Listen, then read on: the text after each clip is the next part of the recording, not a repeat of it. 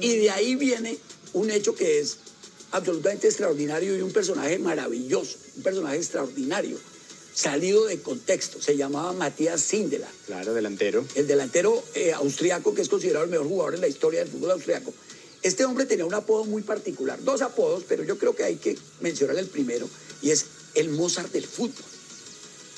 Era un hombre de una extraordinaria calidad, era un hombre delgado, longilíneo, con muy buena técnica, y decían que cuando superaba las defensas era lo mismo que ver el viento mecerse por entre los trigales. Lo definía él así. Resulta que a él le ofrecieron muchas veces que se pasara a jugar por Alemania, y él se niega rotundamente a hacerlo, y en un partido amistoso, van perdiendo, y en el segundo tiempo él dice, no, yo no voy a seguir perdiendo porque si perdemos es lo mismo perder que ganar, entonces mejor voy a jugar, y ganaron. Y él dicen que celebra, en el palco principal va y celebra un gol, y eso significó su sentencia de muerte. Entonces ahí le cuento la vida de él. Él muere en compañía de su novia, que era una italiana que se llamaba Camila Castaña. Ellos mueren los dos. Dicen que envenenados por monóxido de carbono, en su apartamento encerrados, mueren los dos. Entonces yo hago ahí entra la ficción y cuento los últimos minutos de la vida de Matías Sindelar, como pienso yo que fueron sus últimos momentos de vida, de un estelar jugador extraordinario. Hay una anécdota iniciando ese artículo, tomada de un libro que se llama La historia del fútbol, de dos españoles, una enciclopedia de fútbol. Y ellos dicen, ¿usted sabe quién es Matías Sindelar? Y la mayoría de las personas dicen, no lo conozco, no sé quién es. Y entonces los tipos dicen, ¿sí ven? Sabemos más de los dinosaurios que de los jugadores que iniciaron la historia del fútbol. Tremendo. Juanpa, última pregunta para Pablo entonces. Cortita. A ver. Cortita. Para don Pablo Eduardo García Peña, ¿Uruguay debería tener 4 Copas del Mundo o solo 2? Uruguay tiene 2 Copas del Mundo. Ganó en 1930 la primera Copa del Mundo, le gana la final a Argentina 4-2. Termina el primer tiempo perdiendo 2-1 y remonta y termina siendo campeón. El último gol lo marcó Héctor Castro, el divino manco. Después es campeón en 1950 en el Maracanazo, que es un hecho absolutamente fantástico. No hay una historia en los mundiales de fútbol más sublime que el triunfo de Uruguay sobre... ¿Pero qué hacemos con los 2 títulos olímpicos de la década de los 20? 1924, Uruguay gana el oro olímpico, y se lo gana, creo que en la final se lo gana a Suiza. A Suiza se lo gana. Y en el 1928 le gana la final a Argentina, con un gol de Héctor Escarón. Pero entonces tienen 4 estrellas en la camiseta. En la camiseta tienen 4 estrellas. No, pero ya se las mandaron aquí. Pero ya les dijeron que solamente tienen 2 campeonatos del mundo. Igual, absoluto reconocimiento. Yo siempre que me dicen fútbol uruguayo... Y algo, Pablo. Imagínense. En esa época, porque después se creó a partir del Maracanazo la Garra Charrúa. Pero en esa época del fútbol mundial, Uruguay era reconocido por su fútbol lírico. Todo lo contrario a lo que después fue su historia y su ADN, su identidad. En los 20 y en los 30, hasta el Maracanazo, era Uruguay una escuela del fútbol lindo, del fútbol bien jugado, estético. Gonzalo y Juan Pablo y Tigre y Daniela, imagínense que en 1930 el mejor jugador del mundo era un uruguayo, Héctor Escarón, el mago.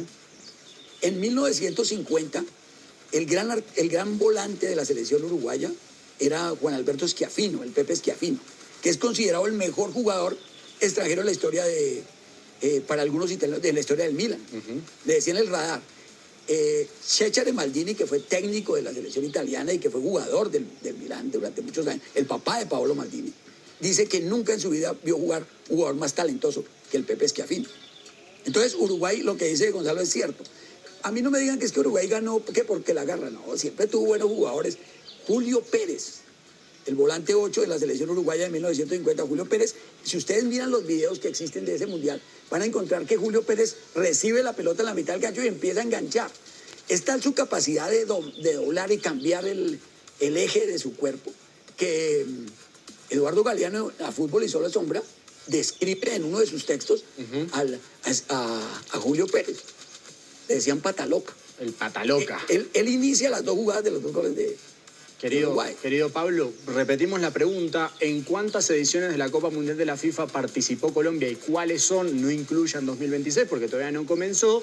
Y se ganan la gran historia infográfica de la Copa del Mundo que ha realizado Pablo García. Ha sido un gran placer, querido Pablo, estar contigo. Muchas gracias por venir. Muy amables a todos, a Daniela, al Tigre, a Juan Pablo, siempre un placer verlos nuevamente. Igualmente. Quiero invitarlos a los que quieran tener la gran historia infográfica de la Copa del Mundo a que se comuniquen a un número muy sencillo, Sí. 310-222. Vamos a ponerlo ahora en el banner. 310-222-6333. Ahí van a encontrar 600 páginas y para el cierre voy a contarles una anécdota muy particular. El libro originalmente tenía 800 páginas. ¿Y qué Original pasó? mismo, terminado, eran 800 páginas. Tuvimos que hacerle un... ¿Recorte? Sí. O sea que hay segunda edición.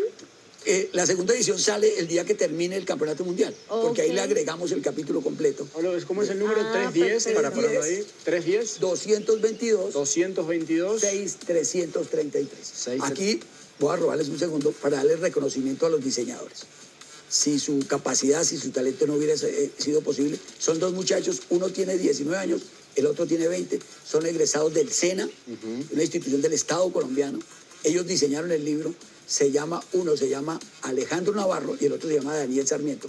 Ellos fueron los que plasmaron las ideas que yo tenía en esas imágenes tan hermosas como las que se ven ahí. Extraordinario, Pablo. Muchísimas gracias. Muchísimas gracias. Vamos a poner el número de teléfono entonces, sino también tus redes sociales. ¿Cómo son los arrobas? Arroba Fútbol Pablo García. Fútbol Pablo García, tanto en Instagram como en todas las redes en sociales. todas. Arroba Fútbol Pablo García. Ahí también pueden conseguir la gran historia infográfica de la Copa del Mundo. Pablo, gracias. No, Gonzalo, a ustedes por la invitación. Tigre, un gusto compartir Ahí con está el ustedes. número. Una maravilla. Hasta el número. Juan Pablo, qué placer verlo nuevamente. Igualmente, hombre, me alegra don Pablo. verlo. Muchas gracias. Verlo trabajando juicioso. Gracias, gracias. Pequeña pausa en Despierta Win y Delicioso. seguimos. Nos queda media horita más de programa. Ya nos vamos. Eso.